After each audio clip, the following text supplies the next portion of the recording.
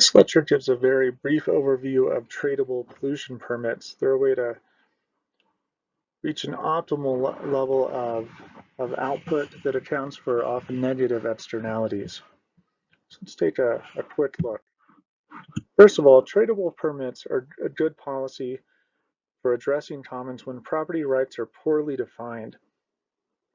The whole point largely of tradable permits is to create that property right, to create a right to produce and actually pollute. So tradable permit programs start by defining a sustainable amount of the pollutant, so that optimal amount in the economic sense, or how much pollution do we want in this optimal output setting.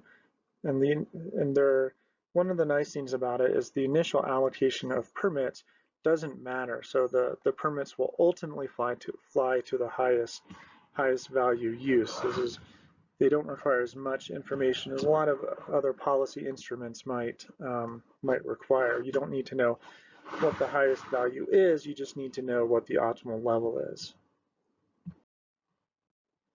So to review for negative externalities, there's often a marginal cost, or rather marginal environmental damages that exceed the private marginal cost. So we have the social marginal cost of producing a good.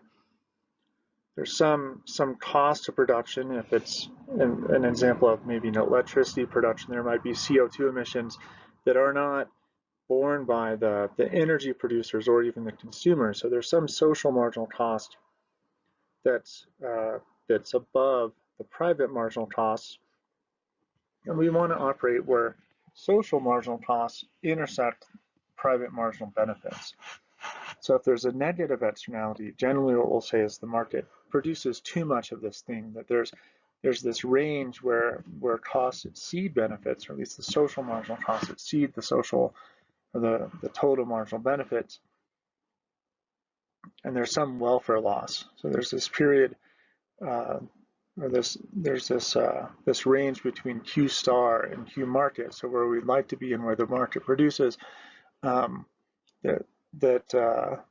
has excess cost. So there's this loss welfare within this range. And what we really want to do is get back to this Q star. We want to get to this optimal level of production where social marginal cost equals social marginal benefits.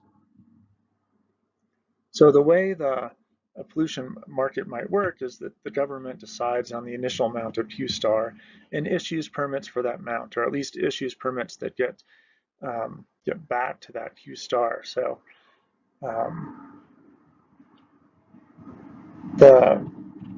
maybe the key part of pollution permits, or this allocation mechanism, is that the initial allocation doesn't matter. So you can distribute them in a variety of ways. Sometimes they're given to based on historic levels of production or pollution,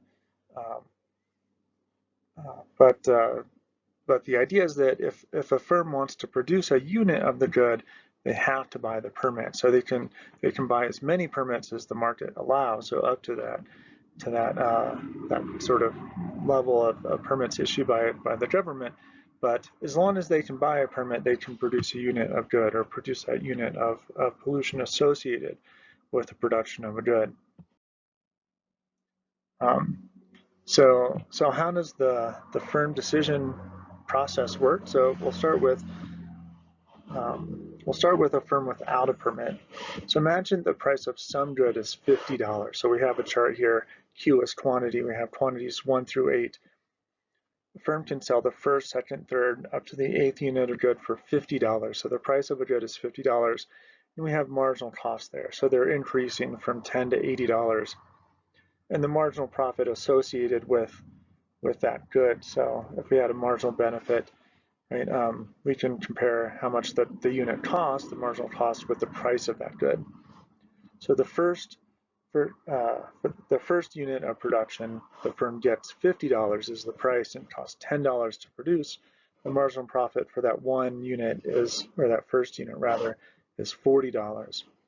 For the second unit, again, the price is $50, but it costs $20 to produce. So the marginal profit associated with that second good is $30. And you see for five units, the marginal cost exactly equals the price. So the marginal profit of that fifth fifth good is 0. So they're indifferent between producing that 5th unit or not.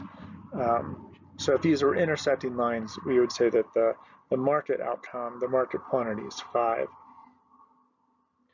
Well, what if the firm had to buy a permit, right? So how much would the firm be willing to pay for a permit? Well, for that first good, as long as the permit is less than $40, it's worthwhile for the firm to buy it, right? So if the permit was $20, for example, for that first good, the firm earns $40 in profit.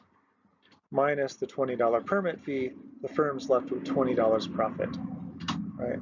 So it would certainly be worth it for the firm to pay up to $40 for the first permit. Now for the second, we see that the marginal profit is $30. So as long as the permit fee is less than $30, it's worth it for the firm to buy it. Again, $20 for the third permit and up to $10 for the fourth permit.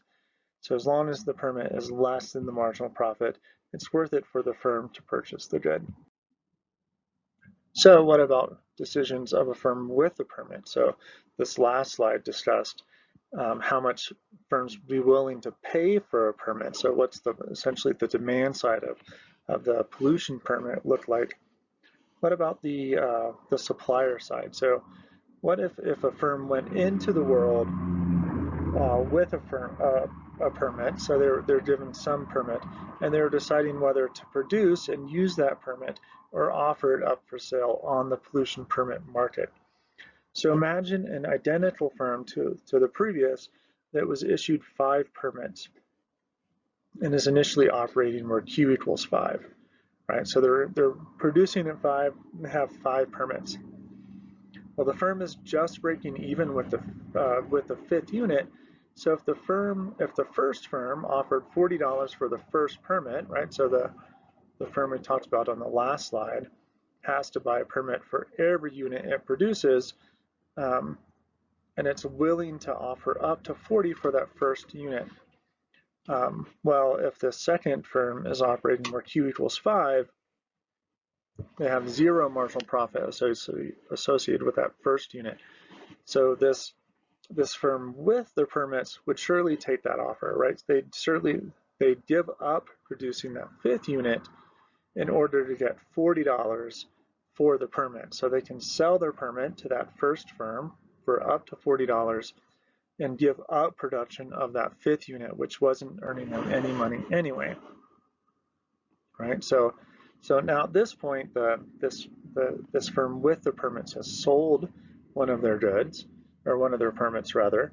They're producing where Q equals 4, and the firm from the other slide is producing where Q equals 1. So the firm's operating such that Q equals 4 and making a marginal profit of $10 from that fourth unit of good. The other firm, if it wants to produce that second unit of good, is willing to pay up to $30. Right? So for this firm here with their permits, Q equals 4 is only worth $10, but it's worth the other firm up to $30 to buy a permit, right? So most likely that trade would happen. So this firm would sell their second permit, would sell 2 permits at least to the other firm, and would produce where Q equals 3. And so now this firm is operating where Q equals 3, making $20 in marginal profit. The other firm is willing to pay $20 for another permit, right? So if you think back at their marginal cost and marginal profit line, they're willing to pay up to $20 to also produce that third unit, right? So at this point, actually, both firms are indifferent to trading. So the firm that needs permits to produce, the one without permits, is willing to pay 20. But for this firm to give up production, to give up their permit, they would lose out on $20. So we can say for the market price for a permit is $20, since this is the maximum the firm without a permit is willing to pay, and it's the least the firm with a permit is willing to take. So that's the way pollution permits work. A few different notes. The previous example used two identical firms. When they're firms with high value outputs, generally they're willing to pay relatively more for permits. So if there's a lot of differentiation, a lot of heterogeneity between firms, generally those permits will fly to that higher valued use. If there are firms for whom it is easier to reduce their emissions, they're more likely to sell their permits. So the firms that are selling their permits are the ones that it's really easy to cut back either on output or emissions. So with relatively clean processes, if they don't need the permit to produce, then they'll sell it and make money on the permit market. And after the price of a permit is decided, a tradable permit looks a lot like a Petruvian tax. So there's a market for permits, and any firm that's willing to pay that price for the permit can produce it. It's much like a Petruvian tax, where any firm that produces has to pay a per unit tax on that unit. So in practice, a permit market and a Petruvian tax look very much alike. There's some small differences that we can discuss later. For firms initially allocated permits, the price of a permit acts like an opportunity cost. So it doesn't matter if the firm was initially allocated permits or not. So any firm that is currently holding permits, if they decide not to use them, right, they give up that revenue. So it acts like an opportunity cost. So that's just a brief overview of tradable permits. Certainly feel free to send me an email if you have any questions.